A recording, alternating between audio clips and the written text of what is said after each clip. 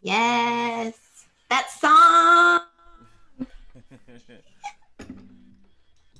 I haven't heard it in a while. Thank you, Wesley. Thank you. You reminded me that song. I love that song. Da, da, da, da, dun, dun, dun. I should play it again. I haven't played it in a while. Yeah, Like I haven't play even play practiced that it. song today. Today, maybe Yeah. next. I gotta practice. I need like a few minutes to like warm up again. Thank you. um. Okay. Hello. Welcome. Hola. Bienvenidos. Buenos dias. How is everybody doing? Feeling good? I hope.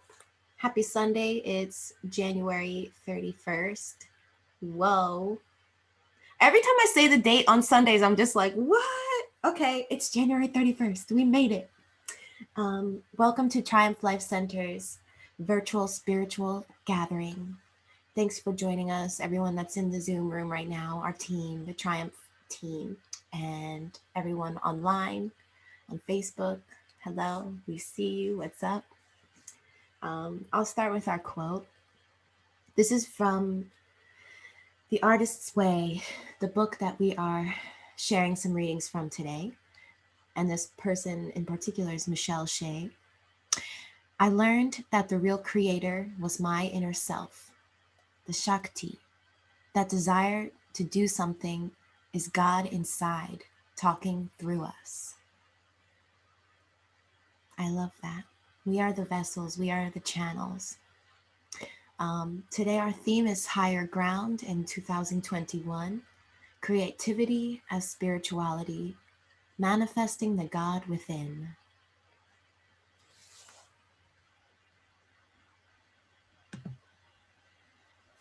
So, our outline for today is quite similar. We have our scripture readings, we have some meditation and breathing together, we have some music and poetry and sacred readings. We'll be reading from the book The Artist's Way by Julia Cameron, and just engaging in some discussion together.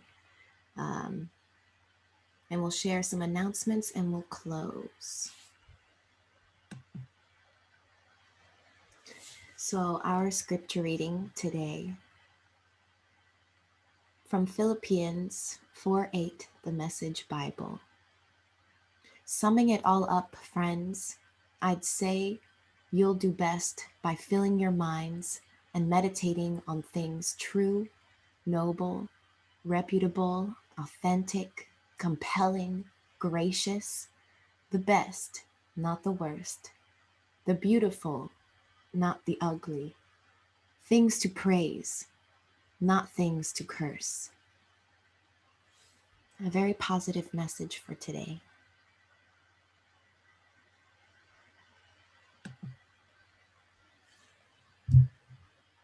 At this point, I invite you to relax.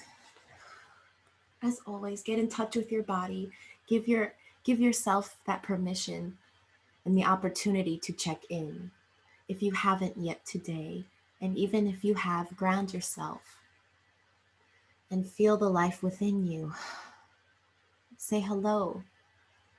Take note of any aches or pains, any emotions that have come up for you so far today, and just let them be. I'll strike the bowl a few times, and I encourage you to breathe. When I breathe, I like to do a nice big inhale and hold and exhale. There's no wrong way to breathe. Go at your own rate.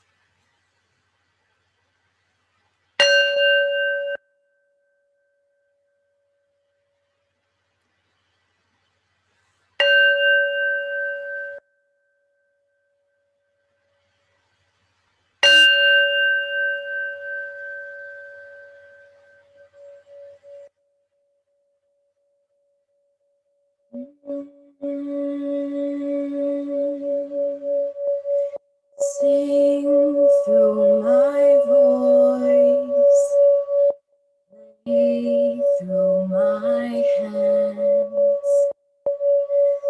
Let the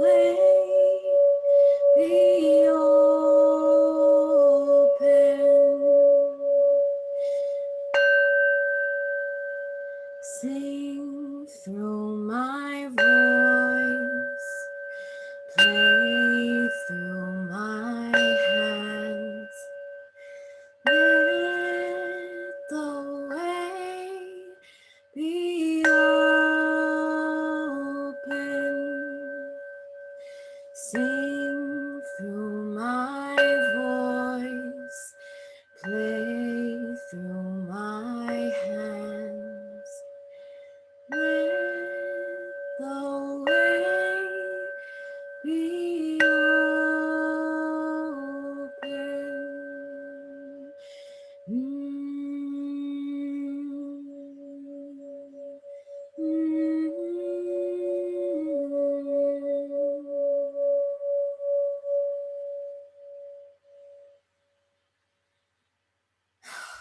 Just breathe. If you want to let out a big sigh, or a moan, or a shriek, or a scream, let it out.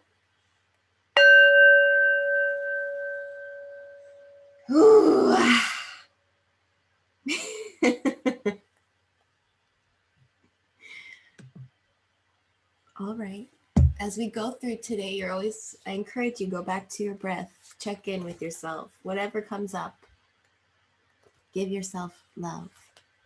Together, we've strengthened ourselves in an expression of unity, love, and purpose to better relate to self, others, and the environment.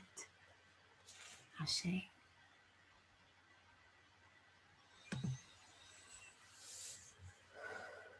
So, hi, everybody, and welcome.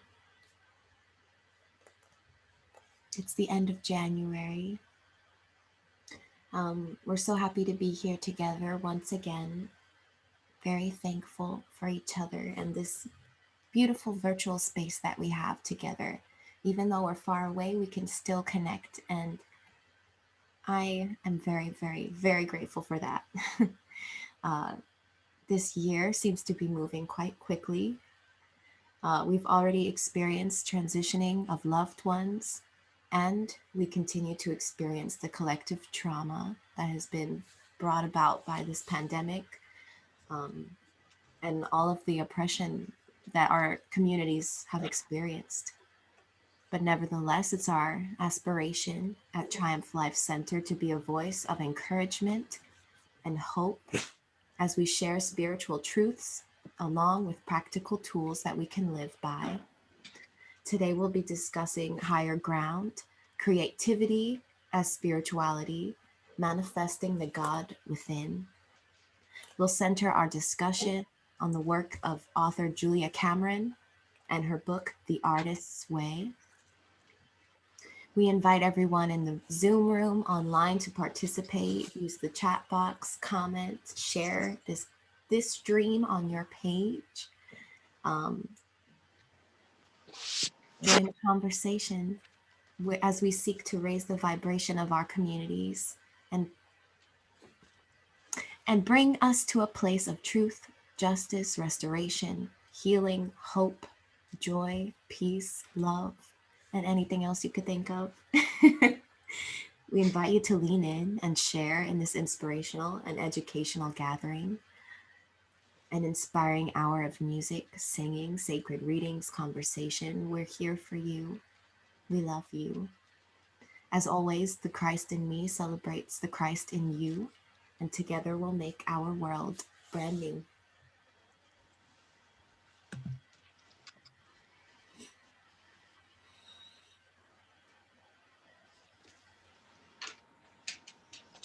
Triumph's 7 life affirming principles, bases of union. 1. We affirm that life is in the breath and breath is life. Therefore, we join together to promote our shared humanity and inseparable breath. We affirm that we are born whole, complete as perfect manifestations of the universal mind, Christ. We affirm our physical bodies differ and as such may present different challenges, limitations, or privileges that everyone may not share in. Therefore, we join together to share our strengths and support one another where there may be weaknesses so that we all may enjoy the fullness of life.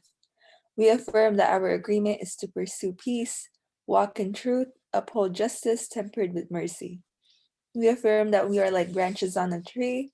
Although we may grow in different directions, we share a common root. And as such, we pledge to respect each person's path, even as it may differ from one's own.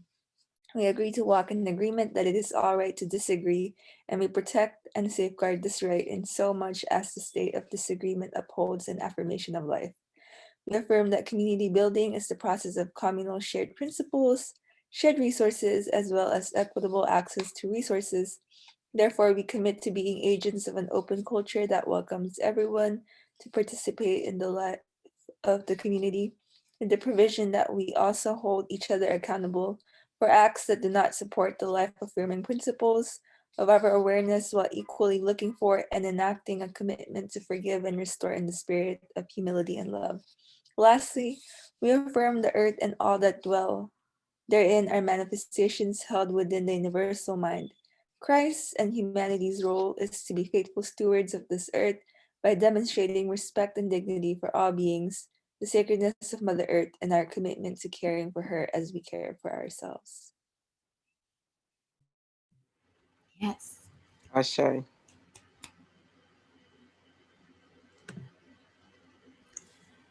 We're going to share a song with you. It's called I Believe by Salva Cebuano.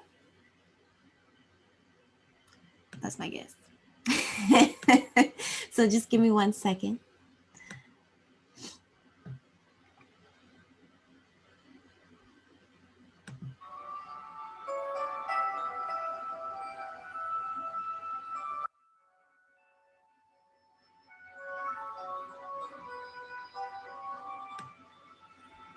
I believe for every drop of rain that falls, a flower grows.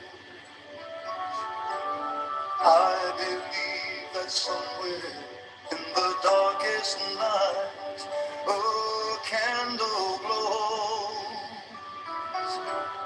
I believe for everyone who goes astray, someone will come to show the way. I believe, I believe, I believe above the storm, the smallest prayer will still be heard. I believe that someone in the great somewhere hears every word. Every time I hear a newborn baby cry, or touch a leaf, or see the sky, then I know why I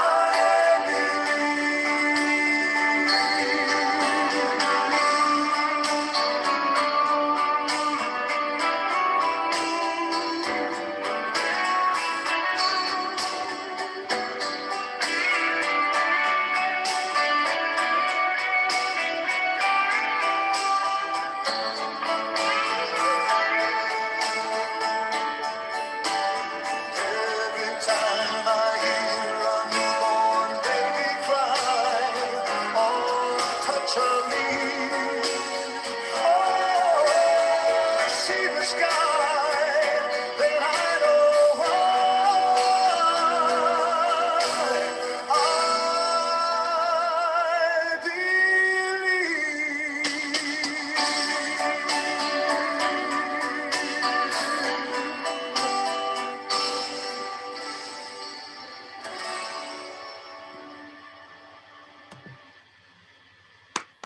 That was nice. I never heard that song before. The words are so beautiful. I love it. Mhm. Thank you for sharing that, Sandra. You're welcome. Oh, I was like, I'm about to cry. It's okay if I cry. It's okay to cry. The tears cleanse the soul. Okay. So let's do our opening prayer. Hanto Yo, unity of all. Let us pray, God of surprises, you call us from the narrowness of our traditions to new ways of being church, from the captivities of our culture to creative witness for justice, from the smallness of our horizons to the bigness of your vision. Clear the way in us, your people, that we might call others to freedom and renewed faith. Clear the way in us, your people, that we might call others to wholeness and integrity. Great Spirit, you call us from fear to faithfulness, from clutter to clarity, from a desire to control to deeper trust, from the refusal to love to a readiness to risk. Clear the way in us, your people, that we might all know the beauty and power and danger of the gospel. Ashe. Ashe. Welcome, Bandly. All right. So a little bit about Triumph. We opened on October 19th, 2019, under the umbrella of Triumph, the Church of the New Age International, which was founded in 1904. We seek to further the work of founder Bishop Elias Dempsey Smith, who had a vision of a New World system that he believed was attainable through the shared practice of spiritual principles that would lead to our collective awakening and higher expression of the divine. Our vision is of an interdependent community formed from the tapestry of our individual and collective experiences of the divine that fosters both an embodied spirituality and epistemology as pathways to establishing a new world where all may share in the fullness of life. Triumph Life Center's mission is to promote the creation of new cultural practices and social and economic systems that are egalitarian, affirms our shared humanity, and holds sacred the earth and all life forms, to create a safe and sacred space where marginalized individuals and communities who may not have equal access to opportunities can connect up and expand both their spiritual and intellectual life and gain access to opportunities for personal growth through shared resources and support for developing spiritual gifts and intellectual pursuits. To honor the Sabbath as a time for individual and collective spiritual, physical, emotional, and mental well-being through shared music, spoken word, sacred readings, and a communal meal in person. Our goal is to be a hub for conversations envisioning a new world order, creative arts expressions, emerging social entrepreneurships, promoting community-owned sustainable food systems for access to healthy living, expanding reverence and care for the earth and all life forms, forming alliances and building bridges across community barriers that mutually affirm our shared humanity, and people of all faiths, cultures, ethnicities, races, genders, orientations, abilities, personal challenges, etc., to be in community with each other on one accord.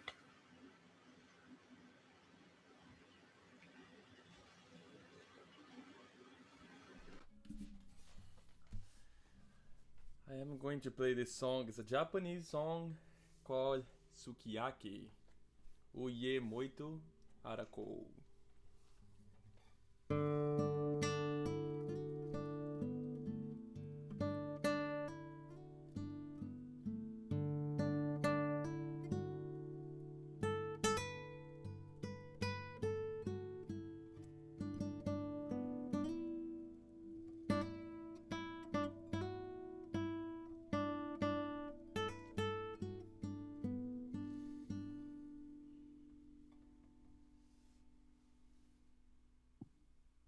The struggle of a black man. Don't worry, pain is only temporary. The memoirs of a survivor. I know the mud was dirty, the passion of a champion. I know the feeling of wanting to give up, the heart of a man, the abilities to put food on the table, and the will of a deity. Keep going, you will get what you will need to be.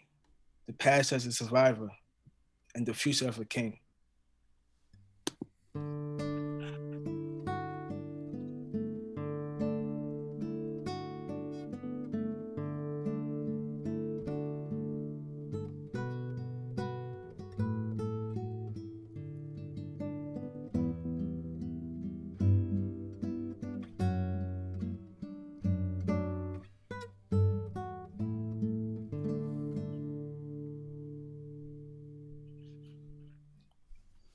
broken. She see a crack in the glass, the pain of a broken leg, a child with no parents, a bird with a broken wing, to endure toxics and abuse, to be sick and deny medicine, to have a need, not desire, to have a pen that but can't write. How can two wrong make a right?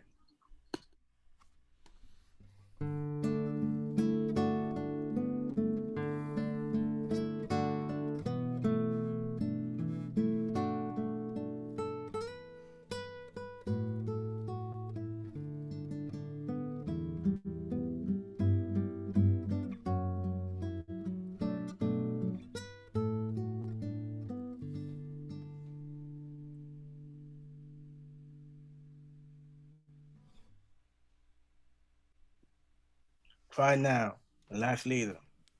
Feel what you need to feel and then release it. Throw it away. Don't look back. Don't go back. I know it hurts. I know it takes time, but I want you to get back on your feet. I want you to heal. God said he'll give you more than you lost. You're strong, so cry now so you can laugh later.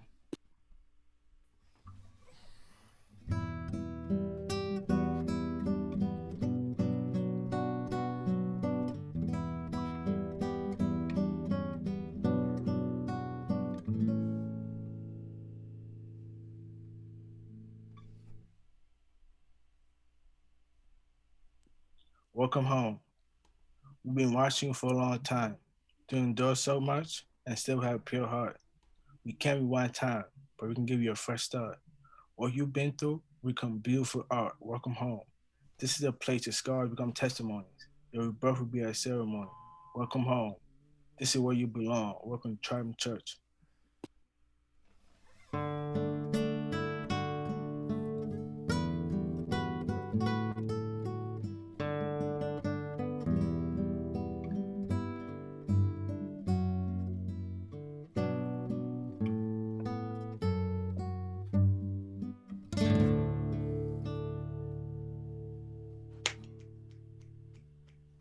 I love that song, Wes. That was beautiful. Yeah, you can find the translation. I can send on the chat. It's a beautiful translation as well. It's a very famous standard, a Japanese standard. I was in Japan last year, and I'm going to Japan this year again. Maybe in May. I have, and so this is a very powerful song. I'm gonna send in a chat the lyrics. Yeah, yeah. Thank you, Travis, for the poetry, and it was just beautiful, the sacred readings. Thank you both. Agreed. Thank you. Love.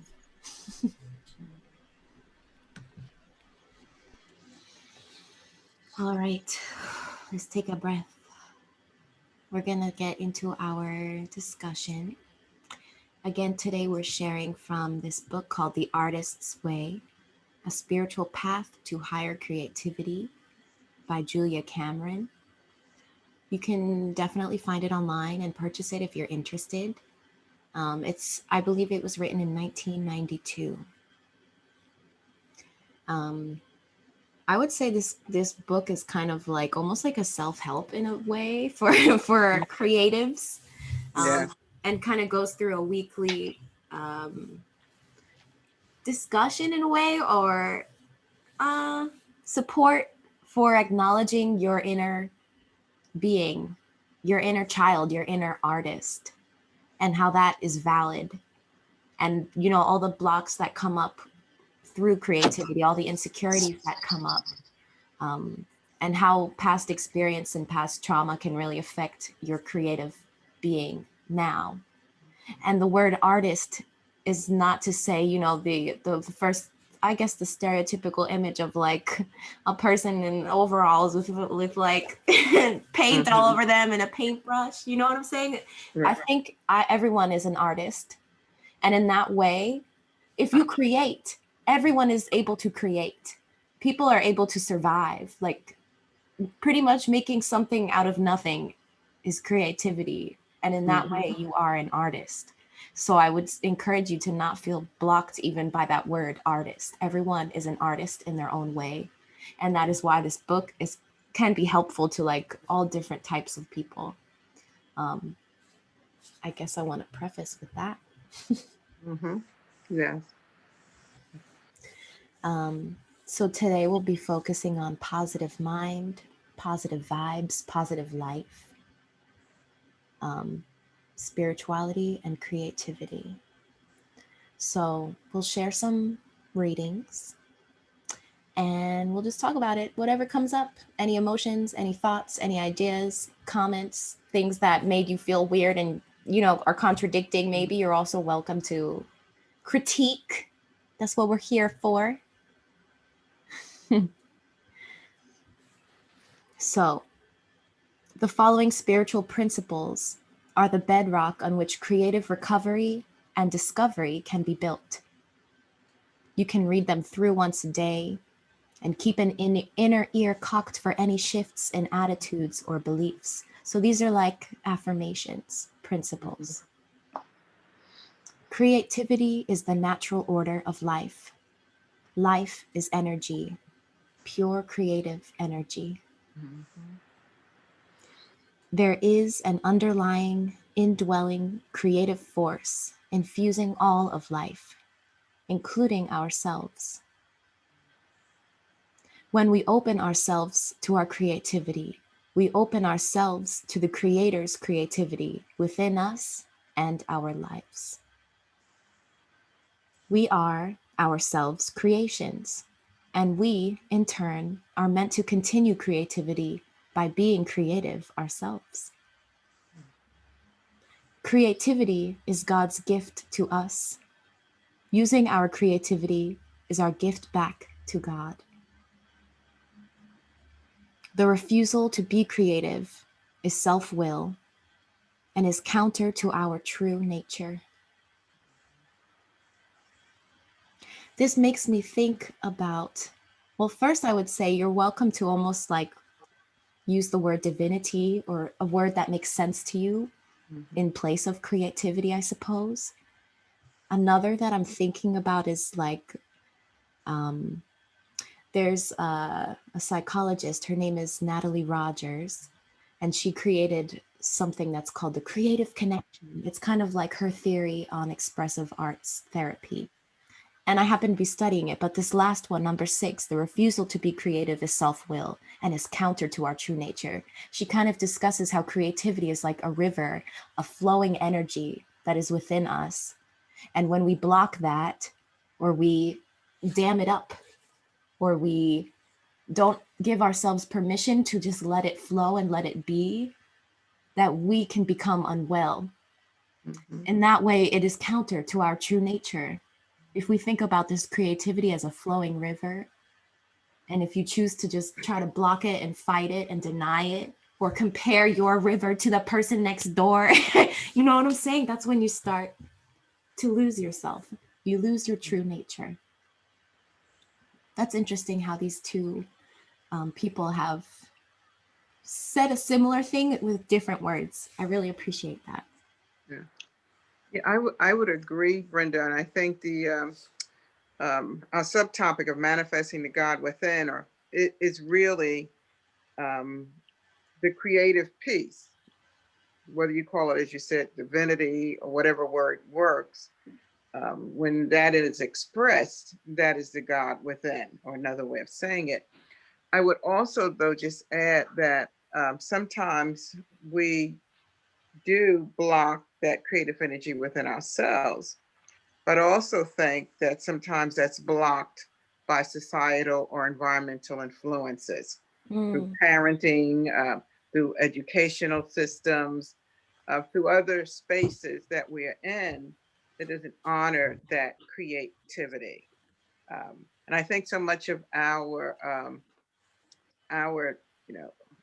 system of living in our modern world, so much of it is mundane and robotic, to the place where we're replacing ourselves with robots and artificial intelligence, versus even the games that children play now. When I was a kid, we didn't have a lot of on the shelf games that toys that was purchased for us. So we created games. We made up games. We found, things that was thrown away in the neighborhood to build a race car and to create things out of it. And I think sometimes that not having those opportunities or being affirmed in those spaces can stifle our creativity. And I think it's important to emphasize that anytime we stifle anyone's creativity, what we're doing is dishonoring the God within them. And anytime we do that, we dishonor the God in ourselves. I appreciate that. We are a reflection of each other. And also that it is harmful to focus only on the individual. Like, we need to also expand out and turn the lens around and look at the systems that we live in and how that influences us as soon as we are born, even before we are born, right? And the idea of intergenerational trauma and how history, traumatic events in history or in families or in communities, that pain and that suffering is passed down through the generations. So Yeah. even before we are here in our, as we appear in these bodies, we are influenced by the world around us. So it is very necessary to consider both and, not either or. Mm-hmm. Yes. There's also a short little passage, I guess, going off of this that I want to share. In a different part of the book, she talks about shame, which also is what you were bringing up about, like, our creativity is like ridiculed, or we are told it's not, no, don't. Mm-hmm. I'm going to share what she says. Again, this is the same author. This is on just a different page. And she talks about shame. Making a piece of art may feel a lot like telling a family secret. Secret telling, by its very nature, involves shame and fear. It asks the question, what will they think of me once they know this?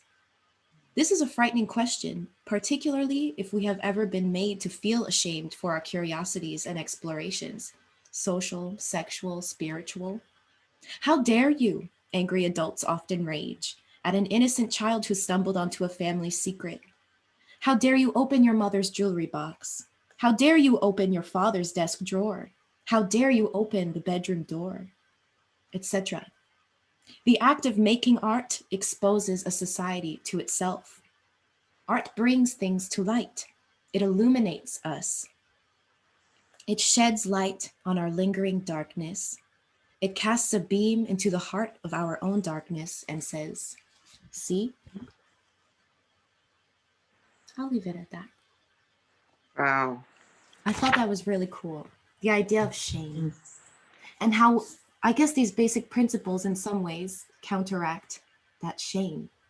Mm-hmm. It is natural to be creative and to create and to be proud of our creations and to be curious. Brenda, thank you for sharing that. Again, very, very powerful. And I appreciate Julia Cameron, the author of this text, for writing this book. For me, that idea of shame, when I think about it collectively as an individual, as a community of people, of oppressed people or oppressed gender, at a particular time in history, or as an individual, I think nothing robs someone more of their voice than shame. Shame stifles one's voice. And thinking about that river, as you talked about, he was reading and sharing early on, shame turns the river into a swamp. It becomes very stagnant water and it's not free flowing.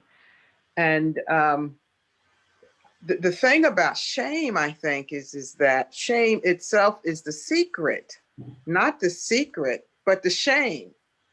The thing that we're ashamed of is not the biggie. The biggie is the shame that we hold for it. Because if we could ever release the shame, we would recognize that we all sit in that same or similar spaces. But the shame keeps us in an isolated zone, stifled in ourselves, afraid to come out of ourselves. So I think just getting beyond that, and maybe at some point, we'll do a whole segment on just working with shame and getting beyond shame. Because shame is really, it's deceptive. It deceives you into thinking it's just you. And therefore you can't be you because someone will see you. They will know. Mm-hmm.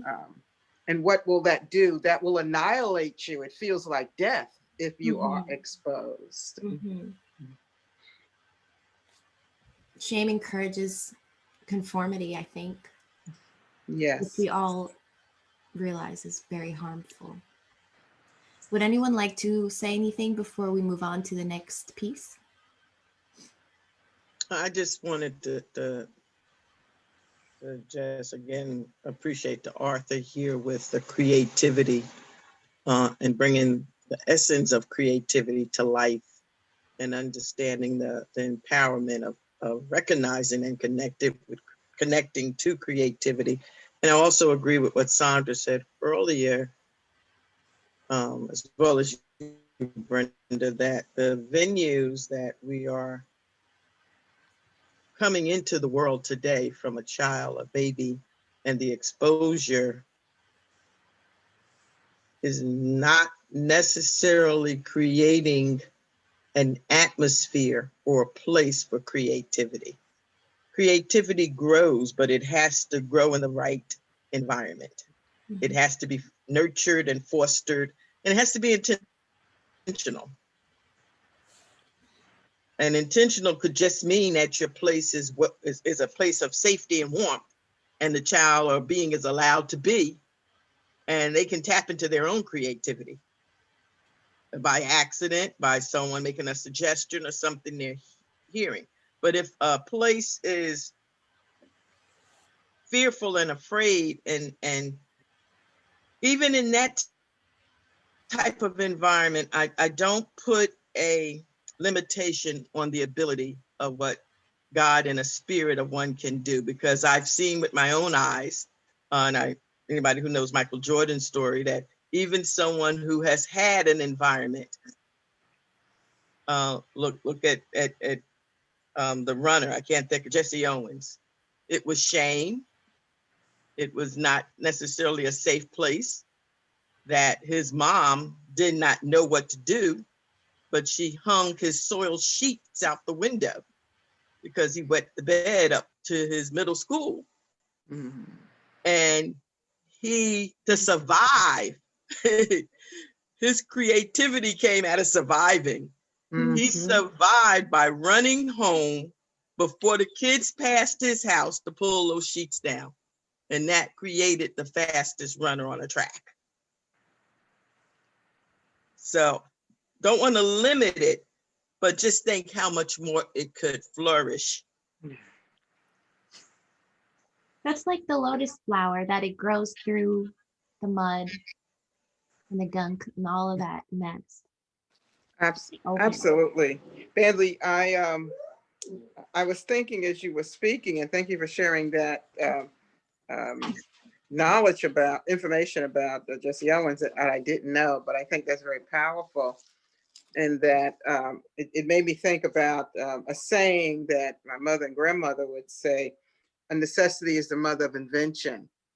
That sometimes our creativity and newness comes out of that compression or pressure against, we are like the blade of grass or the lotus coming up through the concrete. But I also thought about a Bible scripture that I heard was so very much as a child growing up, which I think is really counterproductive to creating this atmosphere that you spoke about of creativity. I don't know what the writers of this text intended, or that the English translation captures their intent in the spirit of this text, but on the face of it and how it was used through many religious organizations, I think it was death to a lot of children. So the Bible verse is Proverbs 22:15. And it says, foolishness is bound in the heart of a child. The rod of correction will drive it far from them. And when I think about that, rehearing that or reframing that and creating another narrative in the new Bible for our time, I would say creativity is in the heart of a child. The community can open that up for the child to explore versus trying to beat it down, stifle it, control it, contain it. I think you're right, Bandley. Creativity does need the right environment. It does need intentionality, but it doesn't need a rod of correction. It needs a spirit of love to surround it. It's interesting how we all have to kind of frame a scripture or narrative to make sense. And one of the challenges I've always had was that word rod. And I remember I did a little kind of research on my own, not intent, to try and see how the rod was used in negative and positive ways. And I went to Moses and realized Moses's rod didn't beat you down. It was a rod of magic. Mm-hmm. It was a creative rod. Mm-hmm. And so the only way I found myself able to kind of redirect that scripture was to say, I might be foolish and foolish might block me, but if you give me a magic wand, I can make wonders. Creativity. Mm-hmm. I can find the creativity. My imagination is blocked sometimes by my foolishness. But if someone just sets a place around me and let me turn my head from the foolishness, which we all do have, we all can be foolish. And that's what I feel teachers are challenged with kids, especially when they have 20 or 25 of them. Just think if they all become foolish in one day. What a nightmare. But if you have a magic bag, I used to love in kindergarten romper room and the mirror on the wall, who's the fairest one of them all. That was my fat magic mirror. That allowed my imagination to go where my foolishness could not follow. So I think it's an interesting way of realizing that we can find creativity in the midst of anything. I agree, Bandy, and I appreciate just reframing that. And I think we all have to do that to make sense of certainly information that's given to us and that we're presented with. And to be able to just take that and think of that rod as a magic wand shows profound creativity, and to be able to use that in a positive way. The piece I think of that text that has always troubled me and still does is that for me, I have yet to encounter a foolish child. I have met a number of foolish teenagers, but I have yet to meet a foolish child.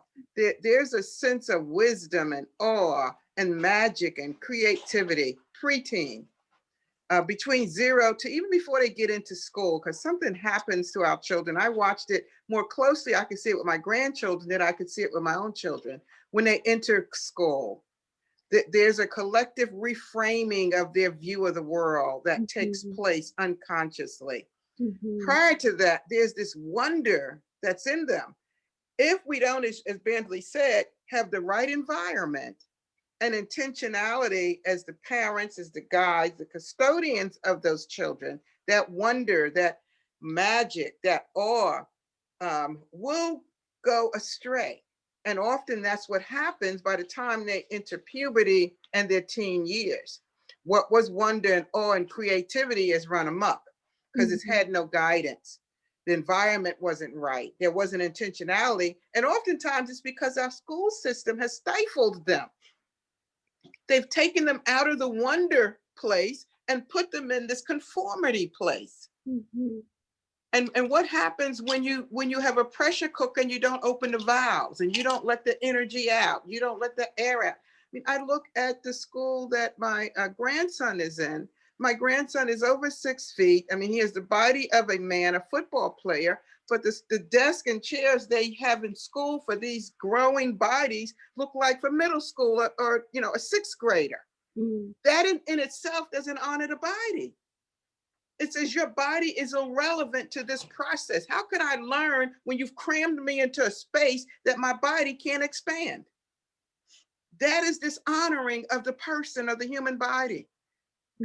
And so what can you expect from that? As we said, when that creativity is stifled, what will happen? It becomes unhealthy. It creates sick minds, sick bodies, sick attitudes, sick behaviors, juvenile delinquency, all those things we want to label people.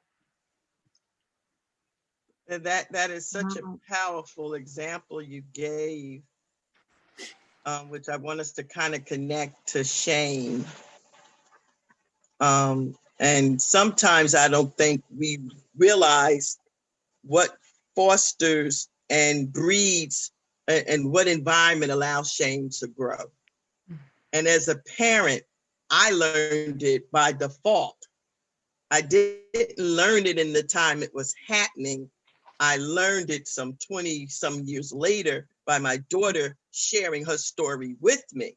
But I missed the stage of development because as a parent, I got stuck trying to move through something that I missed as my children and one of my youngest daughter was growing in the transition of relocating from New Jersey to Cleveland. In my mind, she was 5. But she had to prove to me later in years through pictures and where she was at school, I'm thinking she's between 4 and 5, that she was 7 going on 8, and I still had her wearing a snowsuit that I got her when she was 5. And she just refused to wear it one day. And I was this adamant, it's cold, you must wear this snowsuit. And I punished her severely for it, not by beating her, by taking away something she wanted so bad, but that shame that grew when she was trying to represent her own place and position of development and growth that I just was blind to in that moment. And that's the balancing act of needing even another parent or someone else to help you see when you sometimes don't always see. You need a 360 set of eyes around children because you can miss things. And sometimes we don't realize how that can foster something and create something that someone has to work through. Yeah. And she kept telling me the story over and over from about 10 to 25 to 20. And it didn't tell, we pulled out the albums for her to prove her point that I finally registered she was right. So we all live and learn and recognize shame grows in many ways. It does. This is Beverly. Hi, Beverly. Hi. I came on in the middle of the conversation, so I didn't hear it all.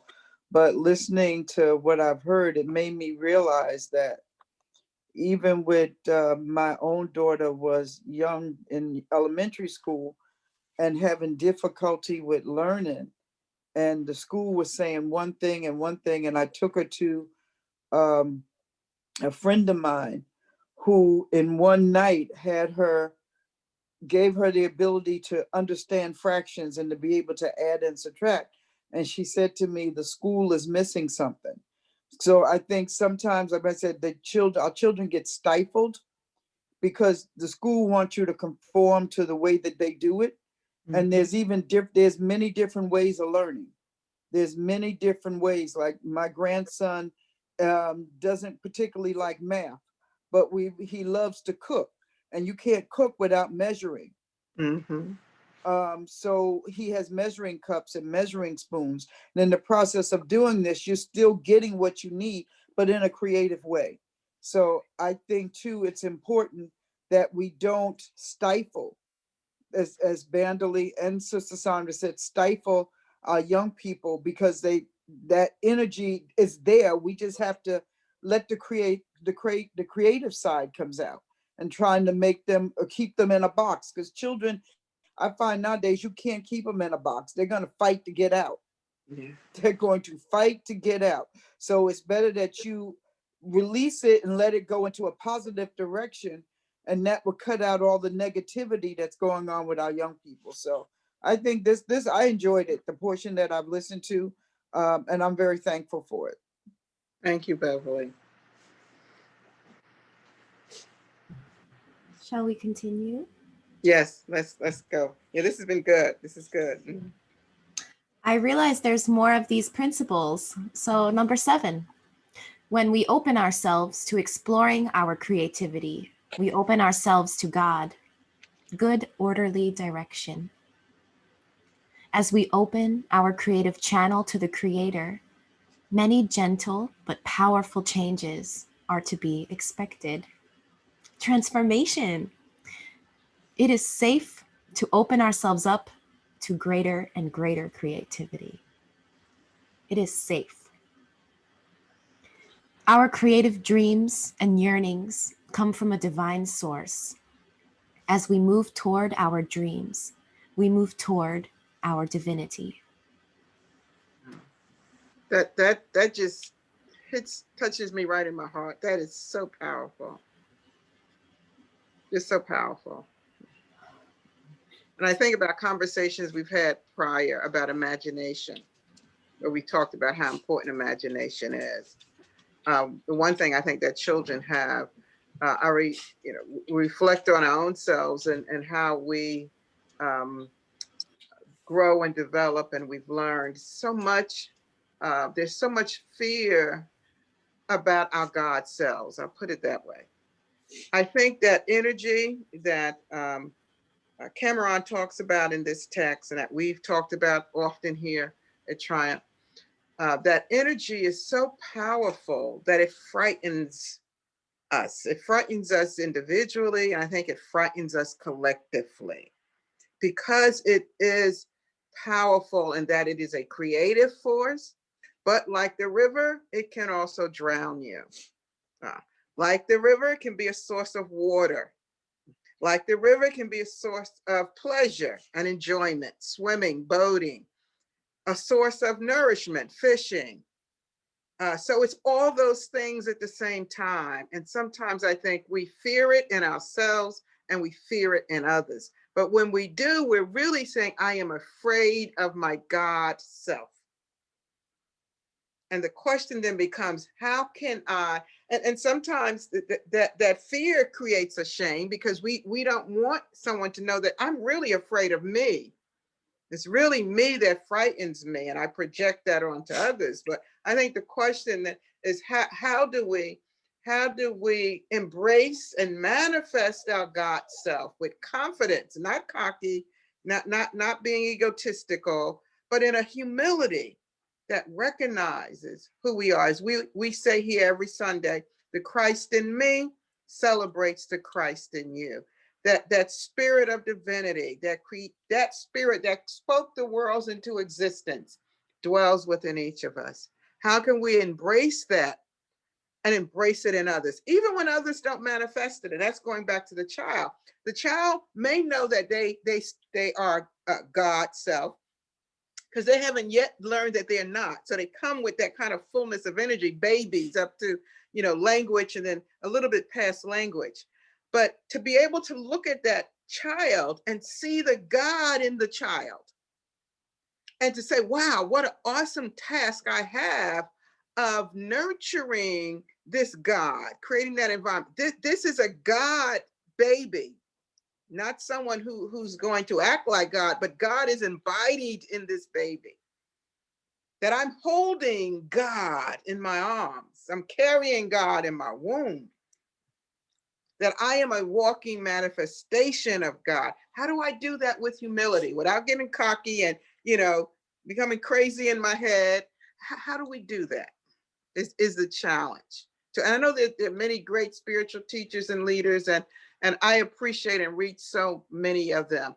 But where the rubber meets the road, we have to live this out. That's why I like this text, because it gives us some practical tools to help us walk this journey. Being a God self is not an easy journey. I don't care what anybody says. It's not an easy task, because we're balancing this finite human form that we are in with the energy that we're carrying with us everywhere we go. One thing that that has been helping me is to really like listen to my body. And maybe that sounds cheesy, or I don't know why why it's taken this long to fully like give myself that validation and say that if I have like literal gut feeling, or my chest is tight, or my body's rejecting this, like that, listening to that instinct has helped me to be righteous in my actions. Because I know right away, we have this knowing, like, right away if something is not right. And to act on that feels empowering, and it feels good. Because you're not like denying, or you're not fighting what is. Even if you don't like it, or it's hard to accept it, you are still following what your body is telling you. So that's kind of taking the spiritual to the physical, as you mentioned before, like in the schools, just like that physical space, as well as the mental and social pressures of being in a school system. I think what you just said, Brenda, Brenda, is so powerful. If we don't listen, you're not an effective leader. And we don't want our bodies to run away from us. We want to be able to lead mind, body, soul, and spirit, but we have to listen to it. So listening, and one of the slogans I do want to leave, it's not one I created, it's one I heard this week that I just think is so simple and so profound. And part of that listening is be kind to your mind. When I heard that this week, it just stuck with me. If we could just say one day, I'm not beating myself up for making a mistake. I'm not going to hit myself over the head for something I think was embarrassing, or not going to do this. Be kind to your mind. Wow. That's like what Travis said. He's like, be kind, not nice. Yeah, right, Travis. Speaking of Travis, it always comes back. Yeah, I saw Travis had something in the chat room. Travis, you want to jump in real quick? Oh, I said toxic, like, and shame can turn a lake into a swamp. Like, once everything starts flowing and everything start building back and you're not expressing yourself, what happens? The swamp become dirty, infested. No more fishes, only an alligator live there. And alligators are a danger to the environment. So you can put yourself in a dangerous environment yourself. Wow. Wow. That's powerful. Thank you. Thank you, Travis. Brenda, we have time to read a little bit more? It's 12:58, so we have 5 minutes. I'll read the last page. This has been so helpful. Yeah. I feel very good. Okay. To effect a creative recovery, we must undergo a time of mourning.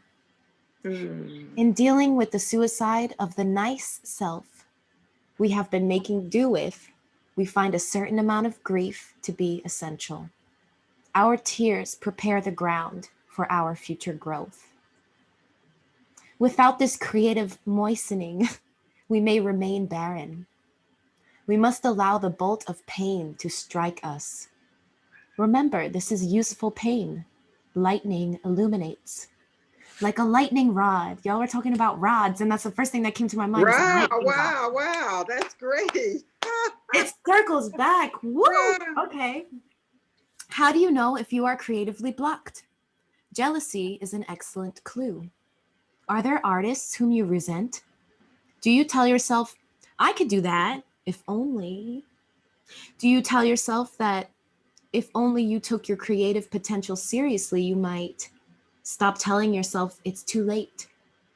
Stop waiting until you make enough money to do something you'd really love. Stop telling yourself it's just my ego whenever you yearn for a more creative life. Stop telling yourself that dreams don't matter, that they are only dreams, and that you should be more sensible. Stop fearing that your family and friends would think you crazy. Stop telling yourself that creativity is a luxury and that you should be grateful for what you've got. All these excuses that I think come from shame and fear. And it's like our normal route. Okay, as soon as I have this blossoming idea, I need to look towards others for validation first. And once they give me permission, then I can do this. Or once, like she's saying, once I have enough money, then I can do this. Or enough time, or enough confidence. Or if I look a certain way, then I can do it. Why can't you just give yourself permission as you are? If you show up fully, wholly as yourself, you have what you need.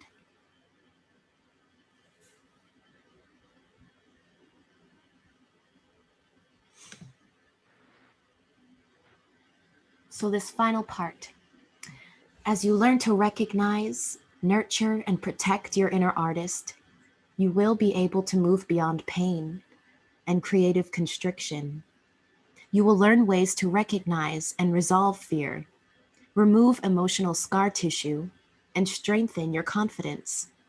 Damaging old ideas about creativity will be explored and discarded.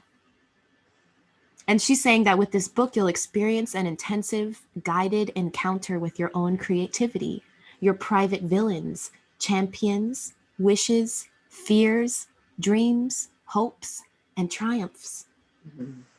The experience will make you excited, depressed, angry, afraid, joyous, hopeful, and ultimately more free. More free.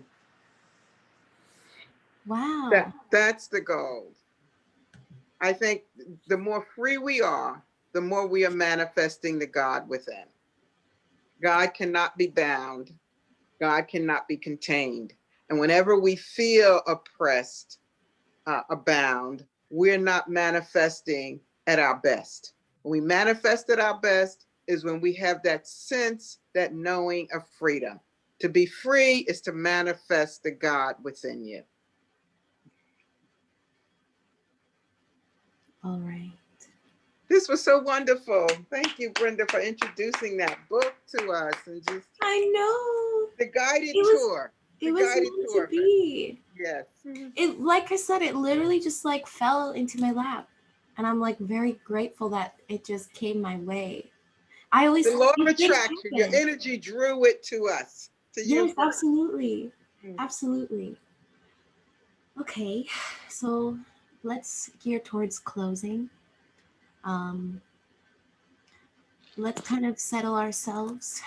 I invite you to take note of your body. What's happening? How you feel? Are you tired? Are you hungry?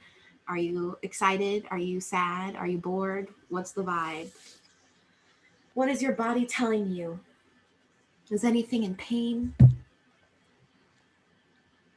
You can work to nurture yourself and give yourself permission to feel that.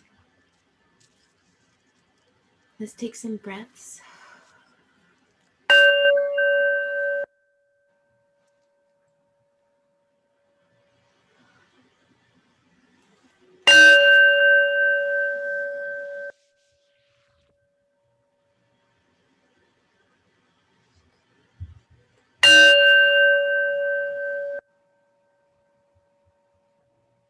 I am creative. My creative self is right. My creative self is strong. My creative self is courageous. My creative self can overcome conflict. My creative self can collaborate and build with others. My creativity is divinity. My creativity is a source of nourishment for myself and for the world around me. My creativity will help me to overcome. And my creativity evolves just like I do.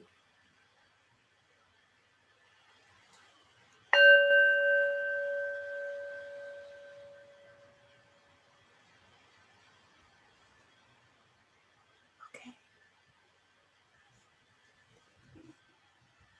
You kind of just came up with those affirmations on the fly, and I like them. Perfect.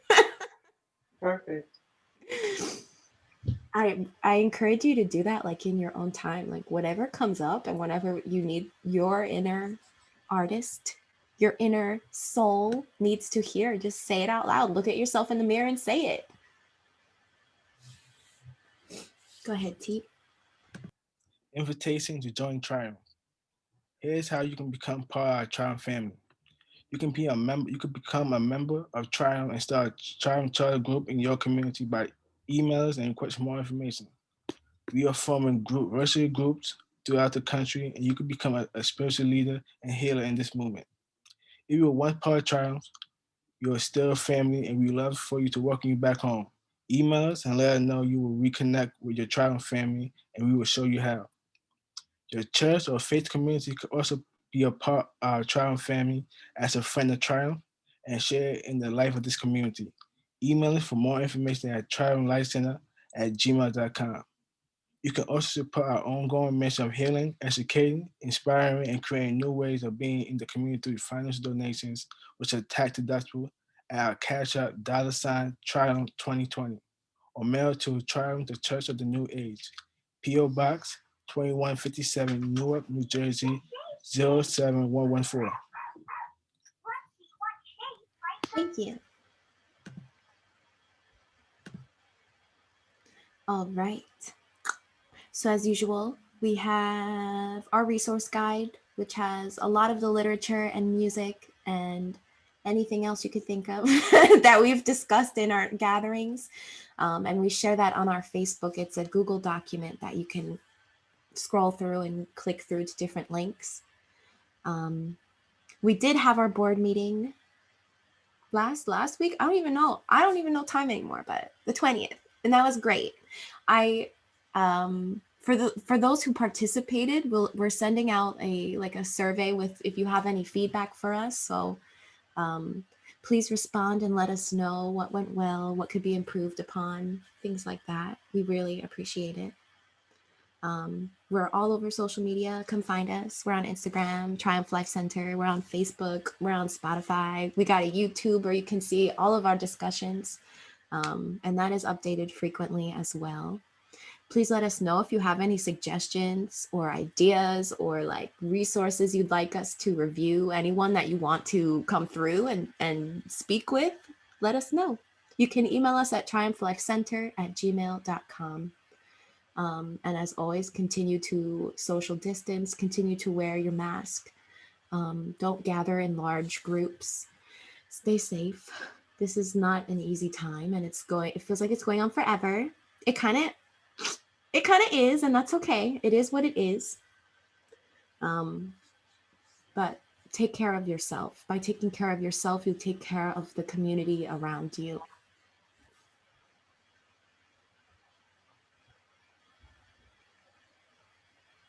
Words to live by. It is the creative pulse itself in human beings that is the image of God.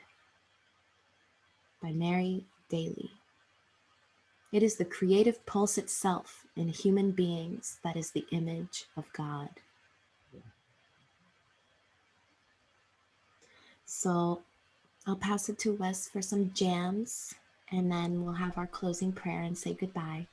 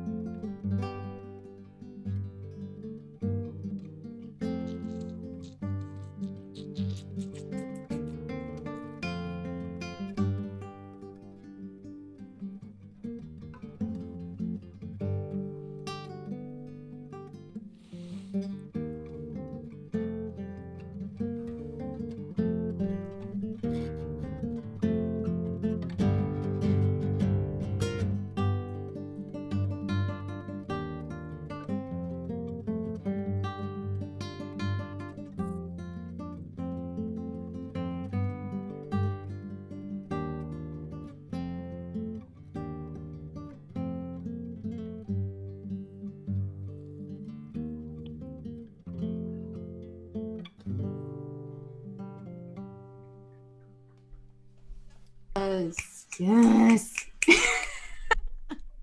Thank you.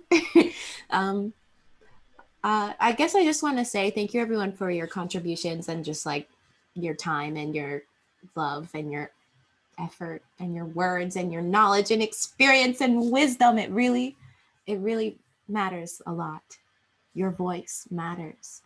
And we're so happy to have this space together to celebrate that, I would say. So let us pray.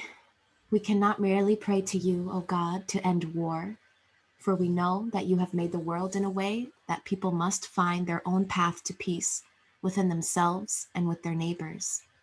We cannot merely pray to you, O God, to end starvation, for you have already given us the resources with which to feed the entire world, if we would only use them wisely.